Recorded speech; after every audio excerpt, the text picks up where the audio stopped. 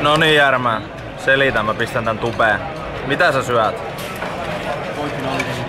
Vai mitä mä syön vai? Kauhealla raivolla se vääntää tota saatana sotkua. Mitä vittu mössö on? Kauheilla aamuilla. Tää on hyvää. Kauhealla aamuraivolla. Siinä on hilloleipää ja hillohernaria ja sit siellä on vähän pannukakkuu päällä. Järmää, onks paljon aamuja? Ihan vitu. Näyttää priukemia. Vitusti liian vähän. Muista näyttää toiset sille, kun mä tuotin ennen kuin mä Joo, täytyy näyttää. Tuolla Facebook-klassikko. Sit kun täällä on niin se 1 miljoona katsojaa YouTubessa, niin sitten näytetään. Kato, muut syö tämmöstä normaalia hernekeittoa ja sit siinä on pannukakut erikseen tuolla, niin Järmä syö tämmöstä, niin siinä on se leipä vielä.